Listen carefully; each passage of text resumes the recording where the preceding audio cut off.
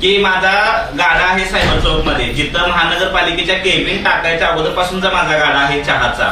तर ज्या वेळेला मी चहाचा गाडा चालवत होते त्यावेळेला मी ऍज अ मेल म्हणून होते, त्यावेळेला माझ्याकडे लोकांचा रोष होता. पण आता ज्यावेळेला मी ट्रान्सजेंडर झाले त्यावेळेला माझ्याकडे गिराईक येत नव्हतं, तर माझी आई चालवत होती. त्यानंतर तो गाडा आईच्या तब्येतीच्या कारणास्तव आई चालवायचं बंद केल्यानंतर मी एक 2000 रुपये भाड्याच्या ह्यानं दिला. तर विलास साळुंखे साहेबांनी हे गाडा काढायला आल्यानंतर मी म्हटलं माझ्या बाजूला ज्यावेळेला महानगरपालिकेच्या केबिन नव्हत्या त्याच्या अगोदरपासूनचा माझा गाडा आहे.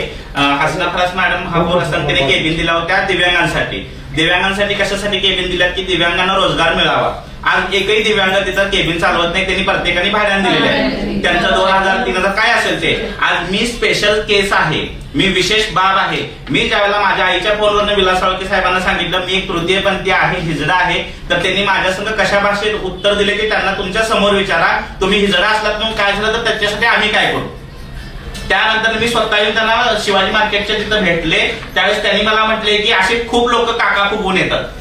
म्हणजे अधिकाऱ्यांचं उत्तर आहे का, या अधिकाऱ्यांचं उत्तर आहे का. आज जर कोल्हापूर महानगरपालिकेच्या अंडर तृतीयपंथी समाज जर सामाजिक क्षेत्रामध्ये काम करत असेल, विविध पक्षांच्या माध्यमातून काम करत असेल. आणि दुसरी गोष्ट, आज माझी मैत्री संघटना नावानं एनजीओ पूर्ण जिल्ह्याचं काम करते.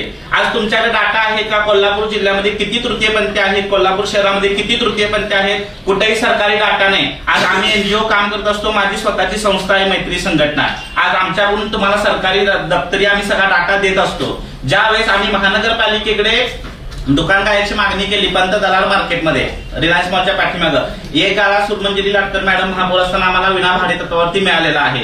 आज कामाचा व्याप खूप वाढलेला आहे. आमच्याकडे खूप देशातलं पहिलं रेशन दुकान आमच्यासाठी चालवायला आणलेलं आहे आम्ही, की आमच्या अभिमानाची गोष्ट आहे की आम्ही स्वयंरोजगारावरती भर देणारे लोक आहे. तर 2 दुकान काढायची मागणी आम्ही केली होती.